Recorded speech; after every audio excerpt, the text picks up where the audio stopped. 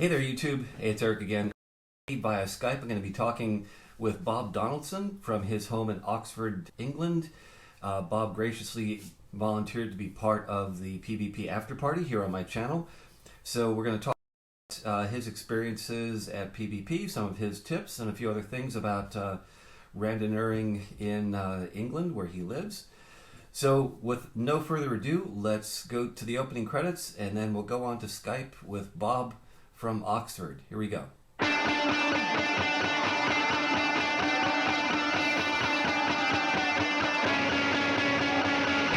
welcome. Good morning, Bob. Well, Eric, thank you for inviting me onto your channel. Absolutely. Thank you for volunteering to be part of the after party. So for all of those out there on YouTube, you know me, this is Eric. And with me today I have Bob Donaldson. And Bob, you are from where, Oxford? Oxford in the UK. Oxford, well, I'm England. originally from further north, County Durham, further north in the UK. But I've been at Oxford for over 30 years now. Excellent, excellent. It's like you're in a wonderful spot. You got your bike. So we both have our bikes behind us. Yeah, I've actually, I don't normally have it in the house, but I put it in the conservatory so you can see the bike. Okay. It's a fine gate. This is the bike that I used when I did Paris-Brest. Oh, you did it on a flying gate. The flying gate. It's a steel-framed, classic-style bike. Designed from the 1930s. Yeah, I'll put a picture up in the video of what one of those are. It's a very distinctive kind of bike. Now, why did you choose that bike? Well, I went to a bike show. You know, one of these bespoke bike shows. Those are dangerous. Yeah, very dangerous. So I went and I saw one, and then I went the following year, and I saw it again, and I just fell in love with it. Of all the bikes there, that was the one. It was just so classic looking and unique, really. So I finally decided to put an order down, and it took a few years. It was about 2.5 years from placing the order to get the bike. But I'm so glad I had it in time for PBP. Really? Because it was so nice to ride it on a more traditional style bike. So it's only 2 years old. And I just got the frame and forks built, and then I built it up myself. But I had a bit of a trial run last year. I did ride an island at 1200 called the Millefiance, and that was in the southwest in Killarney. And so that was the first really long distance ride that I did. So it was like a prelude to PBP. And then this year obviously it was PBP. So I had some sort of idea of what I was letting myself in for. I was just so excited to have a place and to go out there. So, and thanks for all your tips along the way, because they were really, really useful. I'm glad they were. I didn't watch all of them, but I watched quite a few. There were a lot, so I'm not surprised you didn't watch them all. So was this your first time at PBP? Yeah. I only took a Audax riding, or randonneuring, I think it's called in the States, in 2015. Mm-hmm.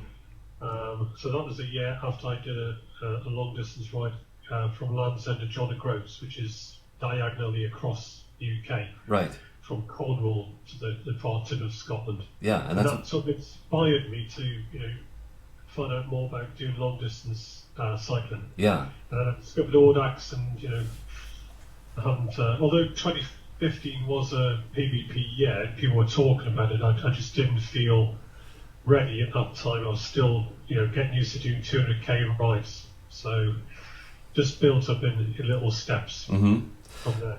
So how did your ride go this year? Yeah, it was like a dream come true. I was so lucky. I mean, obviously I'm sorry for you, and I watched Scott's video a few days ago. And I met so many people when I got to the end of the ride, who in the hotels and so on, who for one reason or another hadn't completed, and I thought I'd keep my powder dry actually, because not everybody is lucky enough to complete, and it is a tough ride. But I felt just because of the fact you have to do a super randonneur series, which you don't have to do for London, Edinburgh, London, which I tried in 2016, 2017, which I didn't complete. But I felt much better prepared because I'd built up my distance, and actually I did 2 super randonneurs because I had a backup for each ride. So I did all the rides, and I just tried to keep going after that because you finish in June, and then you've got this gap before Paris. So I had a few other things that I did, but nothing anywhere like a 600, but just kept going, kept ticking over. Right. That went really well. But I was trying to think of anything that went badly, but it just there was the wind, obviously going out to Brest, which everybody has struggled with. Yeah. And now, I was so lucky I didn't get any mechanicals, I didn't get any punctures, and I had one tiny little shower, which I was actually passing a pub when that happened, so I managed to pop in, have a pint, and then it soon passed, and then I got back on the road again. So you got caught in a little rainstorm, and you went in and got a pint. It's just a very British thing. In the middle of middle of rural France, and the first guy I met was from Liverpool, and he moved his family there, and the kids loved school, and they just sort of living this idyllic French lifestyle. Yeah. But still went to the pub on a Saturday, So yeah. So I met. He introduced me to some of the locals. So everybody was so friendly along the way. I think that also made it easier because you always had somebody to talk to. You always had somebody you could pull up alongside that could grab a drink and have a chat. And the camaraderie along the way was just absolutely astonishing. Yeah, it's those things that happen on the ride that make it so special. I mean, aside from just being in France, it's all those other little things. So, which start were you in? I started at 5:30, so it was the first one after the special bikes. So you were the 90-hour start. 90-hour start. Okay. I had absolutely no intention of doing anything less than that. I just wanted to, because again, based on my experience in Ireland, I found that it's not just about, it's not the just getting around, it's the journey along the way. And I wanted to, it was a part of the country I hadn't seen before, and I'd heard so much about the experience. I just wanted to soak it in, and not feel like I was under pressure to get around and miss out on some of those little extra stops and chats along the way. So I think that helped a lot because psychologically I was already in sort of like tourist mode.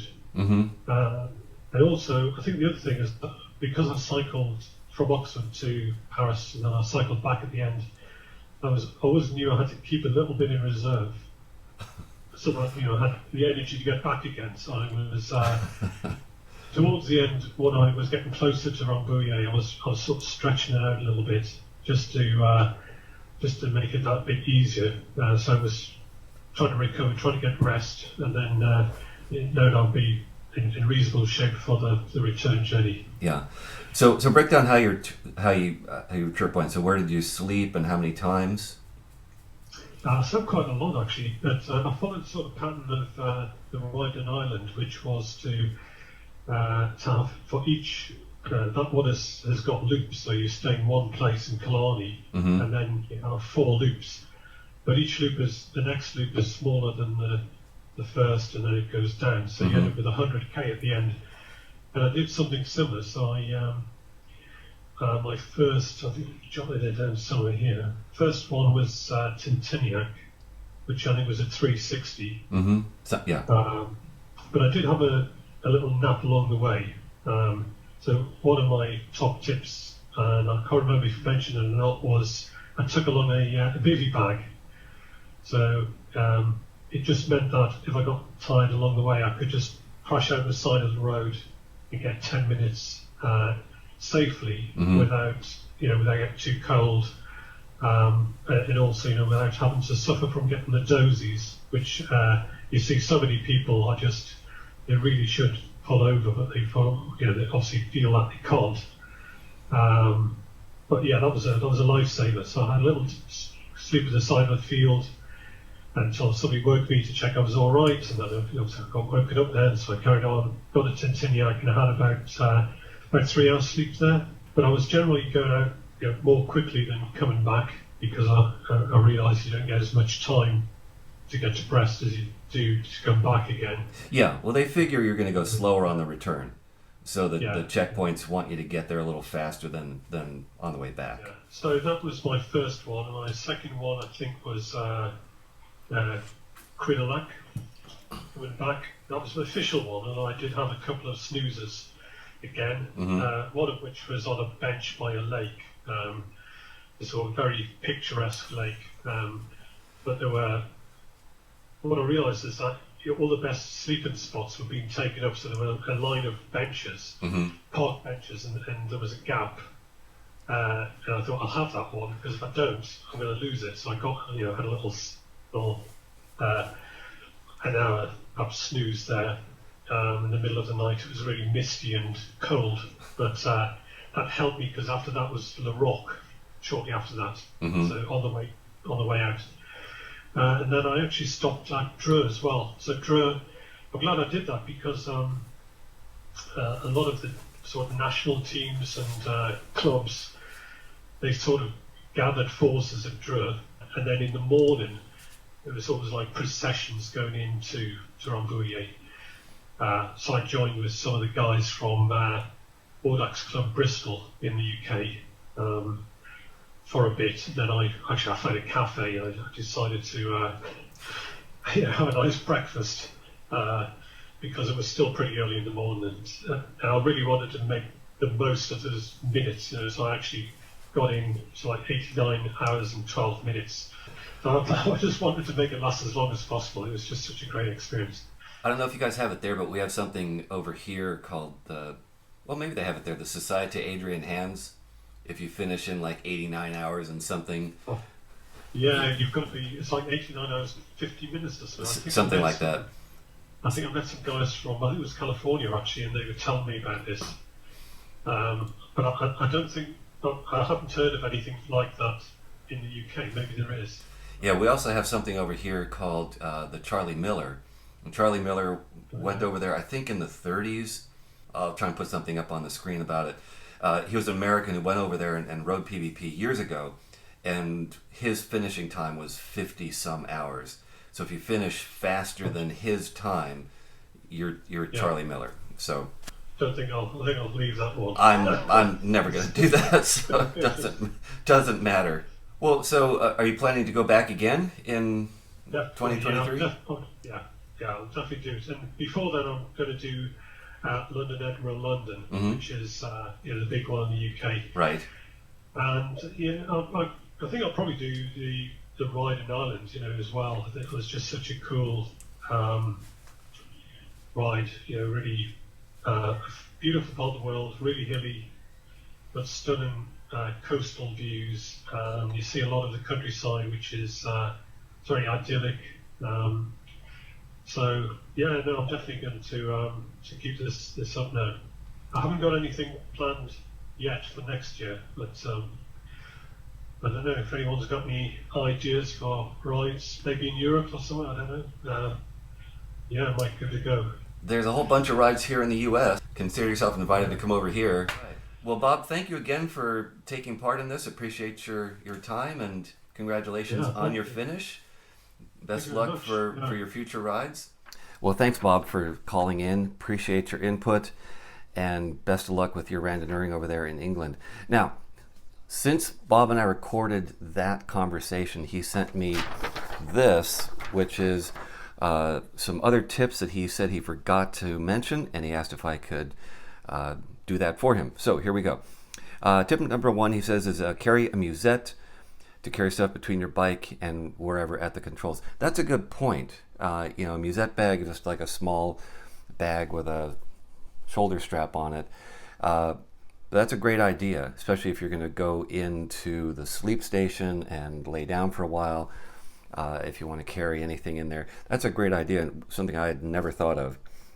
His tip number 2, a handlebar bag is a great place to carry extra stuff that you want to be able to access while riding. Great tip. I have handlebar bags on all of my randonneuring bike. Tip number 3 is a breathable bivy bag, and as Bob mentioned in his conversation, he brought one of those. It's just a lightweight zip-up bag that keeps you warm. And number 4, and this is a great tip. I really do agree with this. He says, just chill if you find someone grabs your rear wheel and doesn't seem to want to share the work. And what he says is you can do without the negative thoughts eroding your positive mindset, and can reflect that you're honored to be able to help someone who may be struggling, and that maybe you'll need to find a wheel when you may have a bad patch somewhere else along the ride. So again, thank you, Bob, very much for taking part in this. And to everyone who's watching, if you like what you've seen, go ahead and hit that like button. It's the little thumbs up thing down there below the video here. If you want to be notified of future editions of my videos, go ahead and hit the subscribe button.